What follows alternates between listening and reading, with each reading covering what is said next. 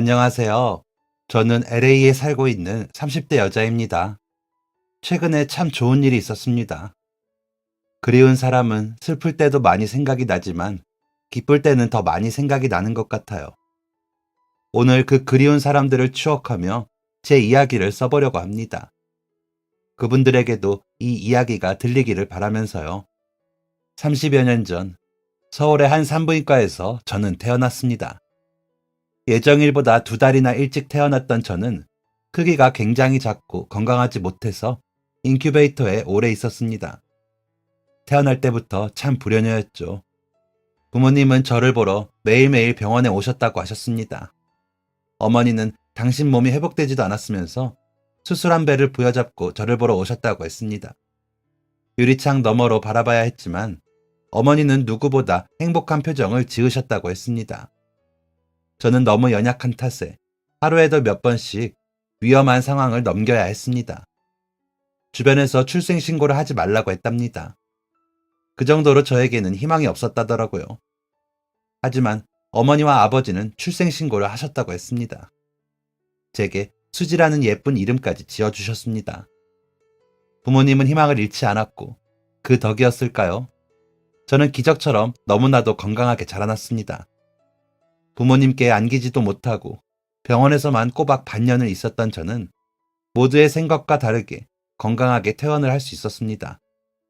비록 생후 6개월이나 되었지만 거의 신생아처럼 마르고 작았습니다. 하지만 그건 저희 부모님에게는 아무런 문제가 되지 않았죠.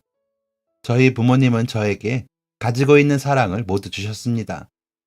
갖고 계신 마음을 모두 제게 주셨습니다. 정말 저를 존중하고 사랑해 주셨습니다. 태어날 때부터 작았던 저는 자라면서 계속 또래보다 작았습니다. 어린이집에서도 유치원에서도 동갑 중에서 제가 제일 작았죠. 그렇지만 마음만은 아주 컸습니다. 부모님께서 주신 사랑으로 따지자면 어디서도 지지 않을 수 있었습니다. 그래도 마음만으로 모든 일이 다 잘 풀리는 건 아니었습니다. 저는 크는 내내 크고 작은 병에 자주 걸렸습니다. 선천적으로 몸이 약하고 바이러스가 잘 들어오는 체질이었습니다. 그래서 병원도 자주 드나들었고 한 해에 한두 번은 입원을 해야 했고 정기적으로 대학병원에 가서 검사도 받아야 했습니다. 어머니는 이런 제가 당신 탓이라고 생각하셨는지 제가 아플 때마다 제게 미안하다는 말을 자주 하셨습니다. 그게 어머니 탓이 아니라는 걸 모두 알고 있는데 말이죠. 자주 아픈 저 때문에 어머니는 나가서 일을 할 꿈도 못 꾸셨습니다. 항시 제 옆을 지키셨습니다. 그 대신 아버지의 어깨가 많이 무거웠겠죠. 평범한 직장의 회사원이셨던 저희 아버지가 지니고 계셨을 가장의 무게가 얼마나 무거웠을지는 사회생활을 하고 나서야 알게 되었습니다. 약한 저 때문에 병원비가 정말 많이 나갔을 텐데 우리 아버지는 참 묵묵하게도 그 무게를 견디고 계셨더라고요. 어릴 때는 가장이 뭐고 병원비가 뭐고 잘 몰랐습니다. 하지만 아버지가 멋있는 분이라고는 생각하고 있었습니다. 그도 그럴 것이 저희 아버지는 정말 가정에 충실한 분이셨습니다. 이건 제가 초등학생이 되었을 무렵부터 알게 되었던 사실이었습니다. 왜 애들은 집에서 있었던 일을 밖에서 다 말하잖아요. 엄마가 어쨌고 아빠가 어쨌고 하면서요. 그때 종종 아이들이 했던 말 중 하나가 아빠가 술 먹고 들어와서 엄마가 혼냈다. 아빠랑 뽀뽀하면 담배 냄새가 난다. 아빠는 술을 먹고 들어오면 꼭 초콜릿이나 사탕을 사온다. 이런 말들이었습니다. 근데 그게 되게 신기하더라고요. 왜냐하면 저희 아버지는 술은 입에도 안 드시고 담배는 냄새만 맡아도 질색을 하시는 분이시거든요. 그래서 다른 아버지들과 다른 저희 아버지가 너무 신기해서 여쭤봤었죠. 아빠는 왜 술을 안 먹어? 뭐? 술이라는 건 어떻게 알았어? 친구들 아빠는 맨날 술 먹는다던데? 그리고 아빠는 왜 담배를 안 펴? 친구들한테 들었구나. 음, 아빠는 술이랑 담배가 몸에 좋지 않아서 싫어해. 건강해야지 수지랑 엄마랑 오래오래 살지. 그리고 그건 몸에도 좋지 않지만 돈도 낭비가 되거든. 그 돈으로 우리 수지랑 엄마 좋아하는 통닭 한 마리 사서 나눠 먹는 게 아빠는 더 기쁜걸? 우와, 우리 아빠는 담배랑 술 대신에 통닭을 먹는구나. 그래, 그래. 그렇지. 그뿐만이 아니었습니다. 아버지는 회식 때문에 늦게 들어오시는 일도 거의 없었습니다. 아주 가끔, 1년에 두어 번 정도? 그마저도 술을 안 드시기 때문에 멀쩡한 정신으로 밤 11시가 되기 전에 귀가하셨습니다. 그리고는 항상 기다리고 계셨던 어머니에게 미안하다고 사과를 하시며 어머니가 좋아하시는 떡볶이를 사오셨죠. 아버지가 이렇게 가정적이시고 자상하시니 부부싸움을 할 일도 없었습니다. 두 분 다 성격도 부드러운 분들이시기도 했으니 집에서 큰 소리가 오가는 일은 없었습니다. 그래서 친구네 놀러 갔다가 친구네 오빠랑 언니가 싸우는 거 보고 기겁을 했었네요. 이렇듯 저희 가족은 화목이란 말이 참 잘 어울리는 가족이었습니다. 돈이 엄청 많지도 않고 그저 평범한 집이었지만 저희는 불평 없이 가진 것에 만족하고 지키고 사랑하며 살아갔습니다. 딱 제가 9살 때까지만요. 그날이 어땠는지 20년이 넘게 지난 지금도 아주 또렷하게 기억하고 있습니다. 제가 9살, 그러니까 초등학교 2학년이 되었을 때였습니다. 그때 반장을 뽑는 날이었어요. 제가 기억하기로는 8살 때는 반장이라는 게 없었습니다. 그러다가 9살 때 반장이라는 것을 처음 알게 되었고, 제가 키번호 1번이라는 이유로 임시 반장을 하고 있었습니다. 그런데 반장이 조례 종례 시간에 선생님한테 인사하는 걸 하잖아요. 차렷, 경례, 이렇게요. 임시 반장이 되어서 그걸 해보니까 그렇게 재밌더라고요. 그래서 진짜 반장을 뽑게 되었을 때 너무너무 하고 싶었습니다. 그래서 반장 선거하는 전날에 공책에 빼곡하게 연설문까지 적었습니다. 그리고 어머니와 아버지 앞에서 낭독을 하기도 했었죠. 부모님은 흐뭇한 표정으로 저를 쳐다보셨고, 저는 자신감 넘치는 목소리로 연설문을 읽었습니다. 너무 멋진 연설문이라고 친구들한테도 제 진심이 통했으면 좋다고 하셨습니다. 그리고 다음날 아침, 제가 너무 긴장을 하니까 어머니와 아버지가 같이 학교 앞까지 데려다 주셨습니다. 원래는 아버지랑만 등교를 했거든요. 아버지가 저를 데려다 주시고 출근을 하셨기 때문이었죠. 간혹 두 분이서 같이 제 등교를 도와주시는 날이 있었는데 그게 바로 그날이었습니다. 저는 양쪽에 아버지, 어머니 손을 잡고 떨리는 마음을 가다듬었습니다. 교문에 들어설 때까지 부모님의 응원을 받은 저는 부푼 마음으로 교실에 들어갔습니다. 드디어 반장 선거가 시작이 되었고 3명의 반장 후보 중 압도적인 표 차이로 제가 반장이 되었습니다. 날아갈 듯 기뻤습니다. 하교 후 집으로 가는 길, 얼른 부모님한테 자랑하고 싶은 마음만 가득했습니다. 덩실덩실 춤까지 추고 싶을 지경이었습니다. 학교에서는 5분도 안 걸리는 집에 도착한 후 저는 이 기쁜 소식을 제일 먼저 어머니에게 알릴 작정이었습니다. 그런데 집에 어머니가 안 계시더라고요. 가끔 장을 보러 가신다는 등 밖에 볼 일이 있으시면 제가 하교했을 때 집에 없기도 하셨습니다. 하지만 그날은 제가 반장이 되었다는 사실을 알리고 싶은 마음이 컸기에 괜히 실망스러웠죠. 시무룩한 마음으로 가방을 정리하고 숙제를 하고 있었습니다.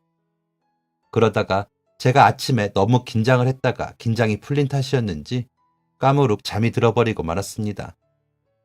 정신을 차려보니까 제가 책상에 엎드려서 잠이 들었더라고요.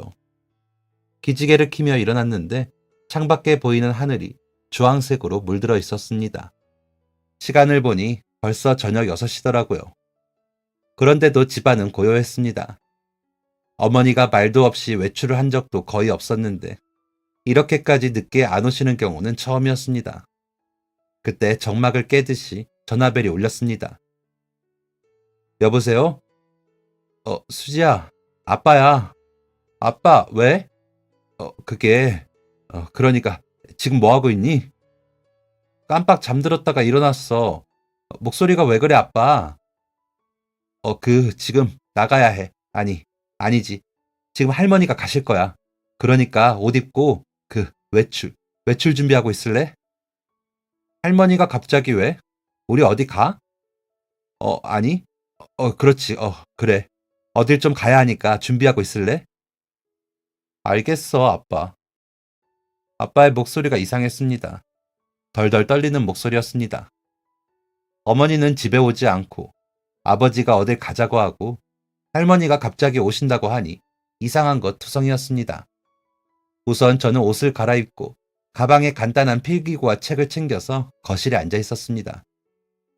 아버지 말대로 곧 할머니가 오셨습니다. 그런데 할머니가 울고 계셨습니다. 할머니가 우시는 것을 본 것은 처음이었습니다. 할머니는 얼마나 많이 우신 건지 집에 들어오시자마자 현관에 주저앉으셨고 뒤이어 오신 할아버지가 할머니를 일으켜 세우셨습니다.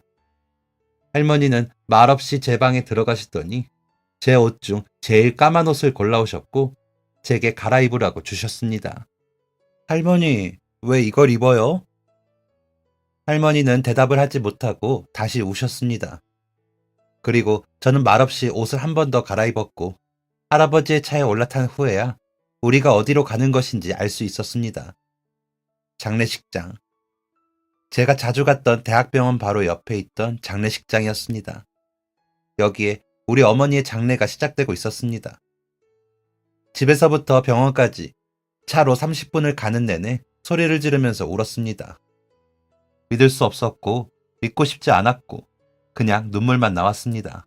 어머니가 하늘나라로 가다니, 어머니가 죽다니, 오늘 아침까지만 해도 장례식장에서 마주한 아버지의 시뻘건 얼굴을 보니 실감이 났습니다. 영정사진 속 어머니의 미소는 그날 아침에 본 미소와 같았습니다. 어머니는 저를 학교에 데려다주고 난 뒤 집에 계시다가 점심쯤 장을 보러 나가셨다고 했습니다.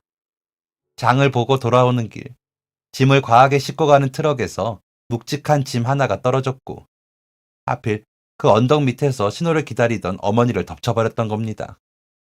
허탈하게, 그렇게 허탈하고 허무하고 부질없이 어머니는 세상을 떠나버렸습니다.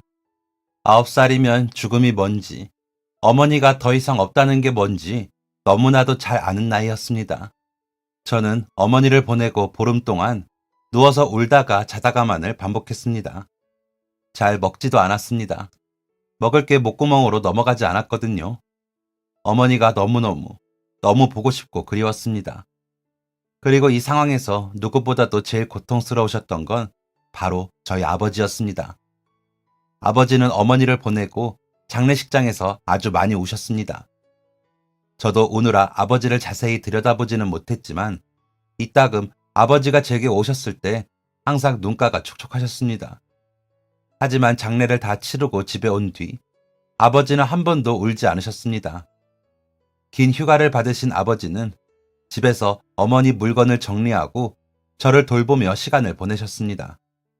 마치 어머니가 계셨을 때처럼 평범한 모습이었습니다. 아버지는 정말 강하구나 생각했습니다.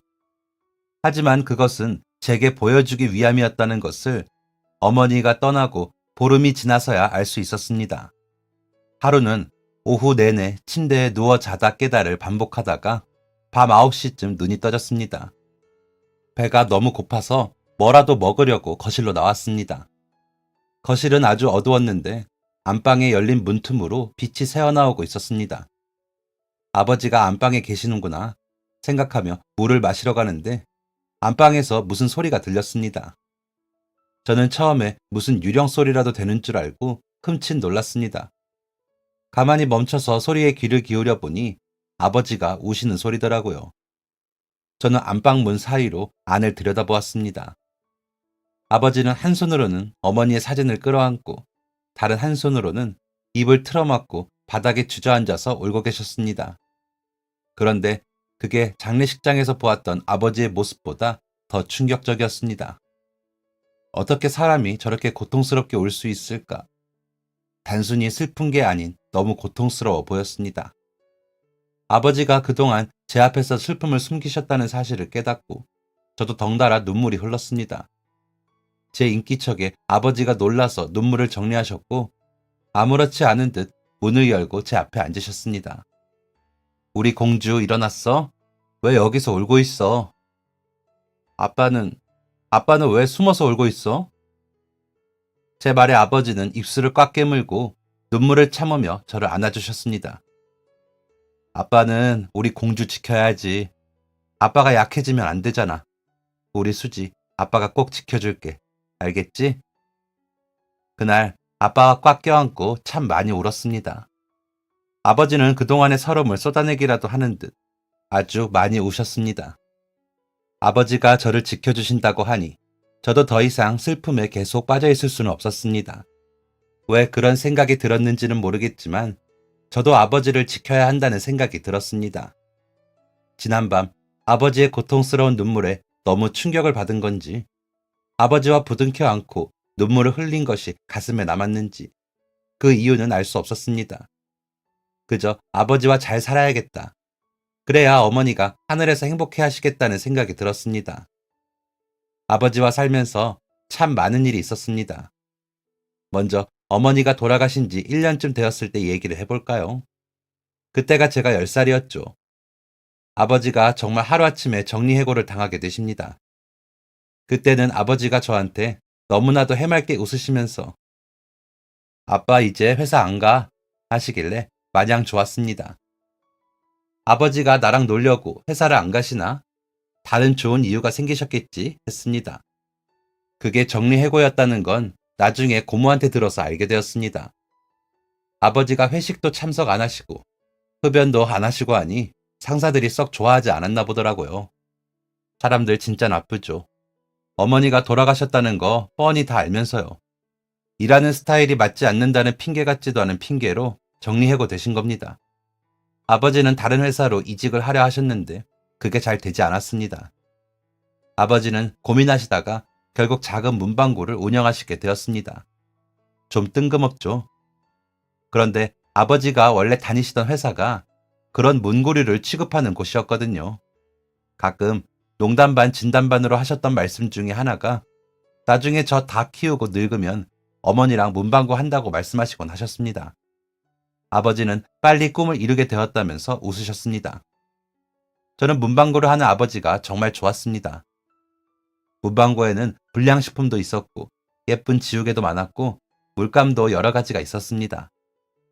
제 것이 아니라는 건 알았지만 그래도 저희 아버지가 문방구를 하신다는 사실이 너무 뿌듯했습니다. 문방구는 장사가 잘 되었습니다. 그리고 또 좋았던 점은 아버지 일이 일찍 끝난다는 것이었습니다. 그리고 학교가 끝나고 곧장 문방구에 가면 언제나 아버지가 반겨주었고 계속해서 아버지 옆에 붙어 있을 수 있다는 사실이 좋았습니다. 저는 매일 학교를 마치고 문방구에 가서 아버지 옆에 앉아서 그림을 그렸습니다. 무려 36가지의 색이 있는 크레파스로도 그리고 두꺼운 사비 연필로도 그리고 수채화 물감, 아크릴 물감 등으로도 그림을 그렸습니다. 그때는 딱히 그림이 좋아서 그렸다기보다는 숙제하기 싫어서 그렸는데 그러다 보니까 점점 재밌어졌고 그때 재능을 발견하게 되었습니다. 그래서 중학생 때부터 미술학원에 다니기 시작했습니다. 친구들은 속셈학원에 다니기 시작할 때 저는 혼자 미술학원을 다니게 된 거였죠. 미술은 하면 할수록 재밌었습니다. 미술 선생님께서도 제가 재능이 있다고 하니 더욱 즐겁게 미술을 할 수 있었고요. 그런데 저는 미술하면 돈이 많이 안 드는 줄 알았거든요. 물감 사서 한참 쓰고 종이도 비싼 게 아니고 연필도 엄청 오래 쓰니까요. 그런데 세상에 돈 안 드는 건 공부밖에 없나 봅니다. 아니죠. 공부도 좋은 선생님한테 배우려면 돈이 많이 들죠. 미술도 예체능이니 이래저래 돈이 상당히 많이 들었습니다. 물감은 왜 그렇게 빨리 쓰는 건지, 종이에만 그림을 그리는 것도 아니라 도구도 많이 필요했고 학원비도 장난 아니었습니다. 그리고 그때쯤 동네에 저렴한 문방구, 그 누구나 아시는 1,000원, 2,000원 하는 없는 물건이 없는 곳 있잖아요. 그게 들어와서 아버지 문방구가 예전만큼 잘 되지가 않았습니다. 그래서 아버지는 투잡을 하기 시작하셨습니다. 초등학교 앞 문방구 특성상 장사가 일찍 끝나잖아요. 애들 학교하고 나면 손님이 없었으니까요. 그래서 아버지는 3시쯤 문방구 문을 닫고 다른 곳으로 출근을 하기 시작하셨습니다. 바로 지하철역 근처에 있는 슈퍼마켓이었습니다. 아버지는 거기서 많은 일을 하셨습니다. 채소도 나르시고 과일도 나르시고 가끔은 생선 포장도 해주고 물건도 채워놓고 창고도 정리하시고요. 4시 무렵부터 일을 하기 시작하셔서 딱 4시간만 일을 하고 퇴근하셨습니다. 그럼 아버지는 부랴부랴 집으로 들어오셔서 저녁밥을 준비하셨죠. 9시가 되면 학원을 마친 제가 집에 들어왔고 아버지와 늦은 저녁 식사를 함께 했습니다. 아버지는 가끔 어깨에 배춧잎을 붙이고 계시거나 머리에 양파 껍질이 묻어있기도 하셨습니다. 그게 뭐라고 너무 웃겨서 아버지와 함께 깔깔 웃기도 했습니다. 저희 모녀는 힘들었지만 행복했습니다. 아버지와 함께라면 뭐든지 이겨낼 수 있었습니다. 어머니가 떠나신 것도 그렇게 극복을 했으니까요. 하지만 세월 앞에는 장사가 없는 법이었죠. 제가 16살이 되었을 때 아버지 연세가 50이 되셨는데 체력이 전과 같지 않다는 말씀을 종종 하셨고 제가 보기에도 그러셨습니다. 그리고 한 체력 하셨던 분이라 아침에도 잠에서 깨시면 벌떡 일어나셔서 부지런히 움직이셨던 분이셨거든요. 그런데 연세 50이 되셔서 그런가 아침에 일어나는 것도 힘겨워 보이시고 깜빡하시는 것도 생기고 몸이 쑤신다는 말씀을 자주 하셨습니다. 연세가 그 정도 되면 호르몬적인 영향도 많이 받아서 우울하기도 하고 예민하기도 하고 그렇다잖아요. 아마 그래서 그러셨던 것 같습니다. 사실 저는 예술고등학교에 진학하고 싶었습니다. 실제로 중학교 2학년 때부터 차근차근 준비하고 있기도 했고요. 그런데 본격적으로 예고 준비할 중학교 3학년 때부터 아버지의 건강도 안 좋아지시고 문방구 장사도 안 되고 아버지 투잡도 하시고 그러니까 도저히 엄두가 안 났습니다. 예술고등학교에 가면 학교 자체에 들어가는 돈이 상당하다는 것을 알고 있었거든요. 같은 꿈을 꾸는 그림 그리는 친구들과 함께하면서 좋은 시너지가 나올 수도 있고 대학교에 갈 때 분명 유리한 부분이 있었지만 저는 그 꿈을 접기로 했습니다. 이건 아버지도 모르는 사실입니다. 아마 지금까지도 모르시고 계실걸요. 그냥 저 혼자서 결정한 선택이었습니다. 제가 실력만 있다면 일반 고등학교에 가서도 충분히 노력해서 좋은 대학에 갈 수 있다고 생각했으니까요. 제 꿈에 대한 첫 포기가 된 것이었습니다. 그렇게 일반 고등학교에 진학하게 되었는데 왜 계속 상황이 안 좋아지기만 하는 건지 아버지의 문방구가 문을 닫게 되었습니다. 그런데 문을 닫은 게 사실 완전히 안 좋은 것은 아니었습니다. 장사가 잘 되니까 겨우 월세 내고 조금 남는 수준이었거든요. 어떻게 처리를 해야 할까 아버지도 고민이 많으셨습니다. 그러다가 한 패스트푸드 대기업에서 아버지의 문방구와 바로 옆 분식점까지 인수를 한다고 제안이 들어왔고 적지 않은 돈을 주기도 했기에 아버지는 문방구를 처분하기로 하셨습니다. 돈을 받았다고는 하지만 솔직히 사람 마음이 그렇잖아요. 아주 작았지만 자기 이름으로 된 사업장이었는데 그게 있고 없고의 마음의 차이가 상당하다니까요. 아버지는 그 돈으로 다른 사업을 하실까 구상하셨지만 마땅한 것이 없으셨는지 이내 마음을 접으셨습니다. 그리고는 슈퍼마켓에서 일하는 시간을 늘리셨습니다. 점심쯤부터 저녁까지 슈퍼마켓에서 일을 하셨고 이른 오전에는 PC방에서 일을 하셨습니다. 제가 어릴 때는 PC방에서 막 흡연도 하고 불량 학생들도 많았을 때라 걱정했는데 오전에는 거의 청소만 하다가 끝이 난다면서 걱정하지 말라고 아버지께서 그러셨습니다. 그 연세에 그렇게 열심히 살기가 쉽지 않으셨을 텐데 저희 아버지 정말 대단하시죠. 그게 저 때문이라고 생각하니 마음이 먹먹해지고 그럽니다. 아버지가 힘들게 생계를 유지하고 계시는 걸 마냥 지켜보고 있을 수만 없었습니다. 매일 미술도구 사야 한다, 학원비 내야 한다 하면서 아버지의 고생에 무게를 더할 수는 없는 노릇이었습니다. 그래서 저도 일을 하기로 마음먹었습니다. 고등학교 올라가서 보니까 아르바이트를 하는 친구들이 꽤 많이 있더라고요.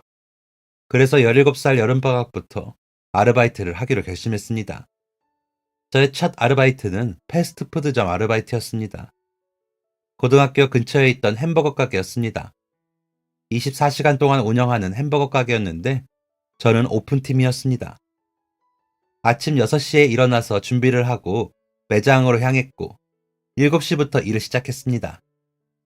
처음에는 일찍 일어나는 것 때문에 조금 힘들었는데 할만하더라고요. 하루가 길어지고 부지런한 사람이 된 것 같은 기분도 들고 말이죠. 2시에 일을 마치고는 곧장 미술학원으로 향했습니다. 그리고 밤 9시까지 학원에만 있다가 집에 들어갔습니다. 평일 내내 그렇게 일을 하니까 꽤 쏠쏠하게 용돈벌이를 할 수 있었고 일부는 저금, 또 일부는 미술용품 사는 데에 보탰습니다. 물론 아버지한테는 아르바이트를 한다는 사실을 꼭꼭 숨겼습니다. 만약 알면 괜히 속상해 하실 테니까요. 학기가 시작되고는 주말에 아르바이트를 했습니다. 평일 내내 학교랑 학원을 오가야 했으니 도저히 시간이 나지 않더라고요. 대신 주말에 아침 7시부터 오후 4시까지 일을 하기로 했습니다. 그리고 퇴근 후에는 집에 가서 학교 시험 공부를 열심히 했고요. 그때 뭔가 조급한 마음, 쫓기는 듯한 마음이 계속 들어서 몰랐는데 이제 생각해보니까 그때 참 열심히 살았네요. 제가 바라는 것은 제 꿈과 아버지와의 행복이었습니다. 제 꿈이 이루어지는 것도 중요했지만 아버지와 둘이 계속해서 행복하게 사는 것도 아주 중요했죠. 제가 아르바이트를 한다는 이 비밀은 1년 반 동안 계속되었습니다. 아버지는 정말 전혀 모르고 계셨습니다. 그러다가 제가 막 고3이 되었을 때 아버지께서 우연히 제가 패스트푸드점 안에서 일하는 걸 보게 되셨습니다. 그 근처로 배달을 나오셨다가 제가 안에서 일하고 있던 것을 발견하셨고 그때 딱 들켜버린 거죠. 그날 처음으로 아버지한테 혼 아닌 혼이 났습니다. 너 어떻게 아빠를 1년 반이나 속일 수 있니? 아빠 미안해. 미술용품이 너무 비싸니까 저도 보탬이 되고 싶어서. 그래도 학업이랑 미술에는 지장 안 가게 했어. 에휴, 됐다. 이제 아르바이트는 그만둬. 네? 아빠, 하지만 너 이제 고3이야. 대학 안 갈 거야? 가야지. 요. 대학 붙기 전까지는 더 그림에 집중해. 그게 아빠를 도와주는 거야. 우리 공주 그동안 고생 많이 했겠네. 힘들었겠어. 무슨 마음인지는 잘 알겠다만 수지, 네가 집중해야 하는 건 따로 있어. 알겠지? 응, 알겠어, 아빠. 저는 아버지의 말대로 아르바이트를 그만두기로 했습니다. 사실 고3 되면서 알바를 계속하는 게 맞는지 고민하긴 했거든요. 아버지의 말을 듣고 나에게 지금 진짜 중요한 게 뭔지 다시 깨닫게 되었고 대학교를 가는 데에 더욱 집중하기로 한 것이었습니다. 중학생 때부터 준비했던 실력을 모두 발휘해야 하는 순간이었습니다. 와중에 학교 성적도 유지를 해야 했죠. 남들보다 몇 배로 준비해야 몇 배로 좋은 학교에 갈 수 있다고 생각하고 정말 열심히 했습니다. 그 끝내 저는 원하던 대학교에 수시 합격을 하게 되었습니다. 정원 중에 저만 일반 고등학교였고 나머지는 다 예고 출신 사람들이었습니다. 진짜 그때의 감격은 너무너무 벅차서 뭐라 설명하기도 어렵네요. 가장 기뻐하셨던 건 그 누구도 아닌 저희 아버지였습니다. 아버지는 제 소식을 듣고 일을 하시다 말고 뛰어오셔서 축하해 주셨습니다. 대학교 합격을 한 다음 날 어머니가 계신 납골당에 갔습니다. 엄마, 나 미대 합격했다. 진짜 짱이지? 나 잘했지? 엄마도 봤지? 너무 기대된다. 대학교 생활 분명 엄청 재미있을 거야. 그치? 한참 동안 어머니에게 그동안 얼마나 고생했는지, 얼마나 기쁜지, 얼마나 기대되는지를 떠들었습니다. 납골당 앞에서 얘기를 하면 어머니랑 함께 있는 것 같아서 행복했습니다. 그날 해가 지도록 어머니 앞에서 실컷 떠들고서야 집에 돌아가게 되었습니다. 남은 19살은 아르바이트를 하면서 보냈습니다. 친한 친구들이 모두 수능 준비를 하고 있어서 딱히 할 것도 없고 해서 다시 패스트푸드점 아르바이트를 했습니다. 그렇게 하게 된 가게는 이번에는 피자 가게였습니다. 제가 피자를 엄청 좋아하거든요. 그래서 시작하게 된 아르바이트였는데 일이 쉽진 않았지만 사장님께서 거의 맨날 피자를 주셔서 너무 좋았습니다. 대학교 들어가기 전까지 쭉 아르바이트를 하다가 대학교 가면서는 그만두게 되었습니다. 학교 생활이 어떻게 될지 모르기도 했고 사장님도 더 이상 알바를 안 써도 되는 상황이라 자연스레 그만두게 되었죠. 그렇게 기다리고 기다리던 대학 생활이 시작되었고 정말 꿈만 같은 시간들을 보냈습니다. 과제가 많아도 그저 재미있었고 수업이 지루해도 재밌었습니다. 시험이 어려워도 즐거웠고 그냥 모든 게 다 좋았습니다. 그렇게 1000% 만족스러운 대학 생활을 즐기던 중 청천벽력 같은 일이 일어나게 되었습니다. 아버지는 여전히 슈퍼마켓에서 일을 하고 계셨습니다. 그리고 퇴근 후에는 언제나 저와 함께 늦은 저녁을 먹었죠. 대학교 2학년이 막 시작했을 때였습니다. 아버지께서 그 근래 속이 좀 안 좋다고 하셨거든요. 배가 아픈 건지 속이 쓰린 건지는 잘 모르겠는데 아무튼 소화도 잘 안 되고 속도 안 좋다고 하셨습니다. 너무 늦게 저녁 식사를 해서 그런 게 아닌가 생각이 되어서 저녁 메뉴를 좀 가벼운 걸로 바꾸기로 했습니다. 샐러드나 간단한 쌈밥 같은 걸로 해서 나트륨도 적고 속도 더부룩하지 않은 것들을 먹곤 했습니다. 그런데 그렇게 건강식을 시작한 지 보름이 되던 날 저녁 식사를 하는 도중, 아니 하기 전 아버지가 그릇을 옮기다가 갑자기 쓰러지셨습니다. 너무 놀라서 재빨리 119에 신고를 했고 발만 동동 구르고 있었습니다. 진짜 갑자기 귀에 삐 하는 소리가 울리고 세상이 핑핑 도는 기분이었습니다. 아버지는 바로 응급실로 이송되었고 그제서야 아버지가 아주 심각하게 아프다는 것을 알게 되었습니다. 폐암 말기입니다. 다른 장기들로 전이가 많이 되었네요. 왜 이제야? 항암 치료를 시작하셔야 합니다. 의사 선생님의 말씀을 들은 아버지는 그대로 바닥에 주저앉아서 우셨습니다. 갑자기 닥친 이 말도 안 되는 현실에 머리라도 한 대 맞은 것처럼 멍했습니다. 아버지의 항암 치료는 곧바로 시작되었습니다. 의사 선생님께서 아버지가 살 수 있는 날은 고작 3개월이라고 하셨습니다. 하지만 항암 치료를 하면 더 늘어날 거라고 하셨습니다. 그게 얼마나 늘어날지, 사실 정말 늘어날 수 있을지는 미지수였지만 저희는 끝까지 노력해보기로 했습니다. 아버지가 말씀하셨습니다. 아직은 저를 혼자 둘 수 없다고요. 저도 혼자가 될 준비를 하지 않았습니다. 그런 준비는 평생 하고 싶지 않았습니다. 저는 어떻게든 아버지를 살리기로 마음먹었습니다. 아버지는 병원을 오가며 항암 치료를 하셨고 저는 학교를 다니며 아버지와 함께 병원을 가고 또 아르바이트도 했습니다. 항암 치료에 들어가는 비용이 상당했기에 조금이라도 돈을 보태야 했습니다. 저는 아버지한테는 비밀로 하고 과외 알바를 했습니다. 주말에 총 4번의 과외를 나가면서 돈을 벌었고 그 돈으로 아버지 병원비를 보탰습니다. 진짜 하루에도 몇 번씩 울컥울컥 했습니다. 왜? 대체 내가 뭘 잘못했길래 나에게서 소중한 사람들을 이렇게 빼앗아가는지, 얼마나 더 비극으로 흘러가야 하는 건지, 그냥 좀 평범하게 살 수는 없는 건지 너무 억울했습니다. 그리고 우리 아버지가 얼마나 착하시고 성실하신 분인데 왜 하늘은 나쁜 놈 안 데려가고 우리 아버지처럼 착한 사람을 데려가는 건지 이해할 수도 없었습니다.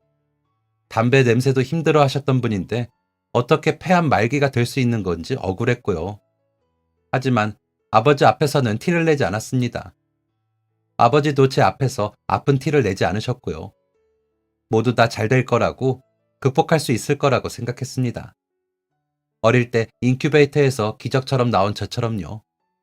몸이 약해서 잔병 치레를 많이 했지만 아버지의 보살핌으로 점점 건강해져서 겨울 내내 감기 하나 안 걸리게 된 저처럼 기적이 일어날 거라 확신했습니다. 그런데 기적이 가까워지고 있다기엔 아버지의 상태는 점점 안 좋아지기만 했습니다. 원래 집에서 병원을 오가셨는데 계속 무슨 문제가 생기면서 입원도 자주 하게 되었고 점점 입원 기간도 길어지셨습니다. 마음을 다잡으려고 해도 계속 흔들렸습니다. 너무 불안했습니다. 의사 선생님이 말씀하신 3개월은 넘기게 되었지만 사는 게 아니었습니다. 아버지는 꼼짝없이 병원 병상에 누워서 호흡기에 의존한 채 지내셔야 했습니다.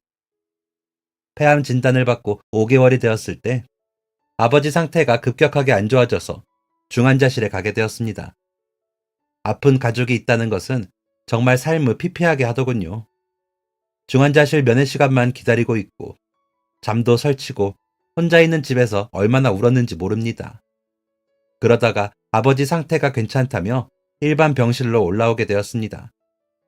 그날 아버지 옆 간이 침대에서 잠을 잤는데 아침 6시에 아버지가 저를 깨우셨습니다. 아버지는 침대에 누운 채로 손을 뻗어 제 머리를 톡톡 치셨습니다. 피곤이 가득한 채 일어났는데 아버지께서 갑자기 침대 옆 탁상을 가리키셨습니다. 그 위에는 메모지가 있었고 삐뚤빼뚤한 글씨로 숫자가 적혀 있었습니다. 제 물음에 아버지는 힘겹게 말씀하셨습니다.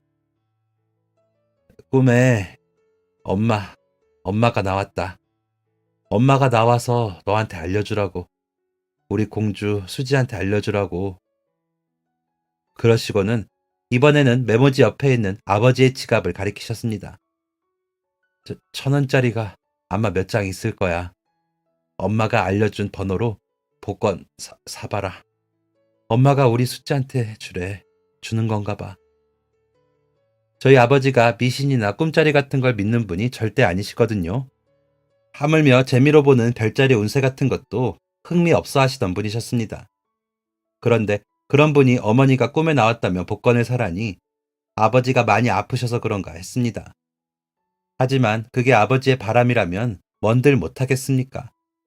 저는 알겠다고 하고 메모지와 아버지 지갑에 든 지폐 몇 장을 주머니에 챙겼습니다.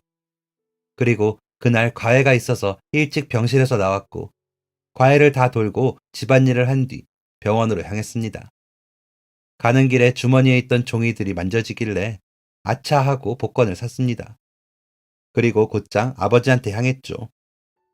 아버지의 상태는 정말 괜찮아지셨습니다. 내내 주무시기만 하셨는데 어쩐 일로 제가 가니 반겨주기도 하시더라고요. 그날은 밤 늦게까지 대화를 좀 나누다가 잠이 들었습니다. 그리고 다음날 아침 6시가 좀 넘으니 절로 눈이 떠졌습니다. 병원 생활을 하다 보면 하루가 일찍 시작되어서 자연스레 그렇게 되더라고요. 기지개를 키며 아버지를 보는데 아버지가 입가에 미소를 띠고 계셨습니다. 모르겠습니다. 그냥 제 눈에는 그렇게 보였습니다. 그리고 갑자기 아버지의 심장이 멈췄습니다. 제 세상이 다시 한번 빙글빙글 돌았습니다. 간호사 여럿과 의사 선생님이 달려와서 CPR을 했고 병실에 불이 켜졌고 병실에 있던 모두가 입을 틀어막고 이쪽을 쳐다봤습니다. 눈앞에 어지러운 세상 가운데에 미동도 없는 아버지를 보며 저 또한 몸이 움직이지 않았고 눈에서는 눈물만이 줄줄 흘러내렸습니다. 그날 저는 그렇게 저의 태양이자 저의 별이자 저의 하늘인 아버지를 떠나보냈습니다. 공허했습니다. 아무도 없는 집 거실 소파에 앉아서 가만히 앉아있으면 창밖에서는 새소리도 들리고 사람들 목소리도 들리고 찻소리도 들렸습니다. 모든 것이 움직이는데 나만 정지가 된 기분이었습니다. 아버지의 죽음은 무척이나 슬펐지만 오래전부터 마음의 준비를 했던 탓일까요? 살아야지 하는 생각이 들었습니다. 어머니 아버지가 아쉽게 떠난 이 세상을 나는 잘 살아봐야지 생각했습니다. 뭐라도 해야 될 것 같아서 TV를 틀었습니다. 그때 마침 복권 추첨을 하고 있더라고요. 아버지가 사라고 해서 사뒀던 복권이 생각나서 꺼내보았습니다. 그런데 정말 번호가 하나하나 불리는데 제가 지금 꿈을 꾸나 했습니다. 번호가 맞고 또 맞고 계속 맞았습니다. 마지막 번호까지 추첨되고 저는 제 허벅지를 꼬집어 봤습니다. 머리카락도 당겨보았습니다. 찬물도 벌컥벌컥 들이켜봤습니다. 꿈이 아니었습니다. 제가 복권 1등에 당첨된 것이었습니다. 제가 그때 어떻게 했을 것 같아요? 펑펑 울었습니다. 주저앉아서 진짜 펑펑 울었습니다. 감정이 참 복잡했습니다. 그때 기분을 뭐라고 설명해야 할지, 어머니에 대한 감사함? 그건 아니었습니다. 그것보다는 더 슬픈 감정이었습니다. 나 혼자 있는데 이 돈을 왜 준 건지, 우리 엄마 나쁘다. 그런 생각이 더 있었던 것 같습니다. 이런 돈 필요 없으니까 그냥 어머니 아버지가 다시 돌아왔으면 좋겠다고도 생각했습니다. 그렇게 펑펑 울고 다음날 은행에 가서 돈을 찾았습니다. 진짜 이걸로 뭘 하나 싶었습니다. 내가 뭘 해야 행복할 수 있을지, 내가 뭘 해야 우리 어머니가 뿌듯해 하실지, 우리 아버지가 자랑스러워 하실지. 저는 유학을 가기로 결심했습니다. 부모님이 없는 익숙한 장소에 있는 것이 괴로웠습니다. 낯선 곳에 가서 아픔도 다 떨쳐내고 다시 시작하고 싶었습니다. 그래서 그냥 무작정 비행기에 올라탔고 그렇게 저는 LA에 갔습니다. 좀 뜬금없지만 꼭 가보고 싶었던 도시이기도 했고 그곳에 가면 모든 게 새로워질 것 같다고 생각했습니다. 아무런 연고도 없이 타지에 덜컥 떨어진 저는 제 살 길을 찾으려고 아등바등 살았습니다. 부모님에게 자랑스러운 딸이 되기 위해 두 분 목까지 열심히 살기 위해서요. 한인 식당에서 아르바이트를 하다가 디자인 학원에도 다녔다가 디자인 업무 외주 아르바이트를 하다가 게임 회사에 취직까지 하게 되었습니다. 그렇게 누구보다 치열하게 살다가 바로 얼마 전 제가 디자인한 게임이 출시되었습니다. 팀원들과 거하게 회식도 하고 회사에서 인센티브도 많이 받았습니다. 열심히 산다고 사는데 이게 진짜 열심히 사는 건지 모를 때가 종종 있었는데 이번에 결과물로 보상을 받은 것 같아서 기쁘기도 하고 묘하기도 하고 그러네요. 제가 이렇게 살 수 있던 것은 결코 저 혼자만의 노력이 아니라고 생각합니다. 저의 정신적 지주이자 제 삶의 원동력인 부모님의 덕이 아주 크다고 생각하고 있습니다. 가끔 삶의 정답을 모를 때는 하늘을 봅니다. 그럼 마치 저의 아버지 어머니가 답을 알려주시는 것 같거든요. 부모님께서 제 노력을 알아주시고 저를 자랑스러워 하셨으면 좋겠네요. 아마 지금도 저를 지켜보고 지켜주고 계시겠죠. 남은 생도 지금까지 그랬던 것처럼 아주 열심히 살아보겠습니다. 엄마, 아빠, 사랑해요. 지금까지 사연 들어주셔서 감사합니다. 사연이 재밌으셨다면 구독과 좋아요를 눌러주세요. 감사합니다. 안녕히 계세요.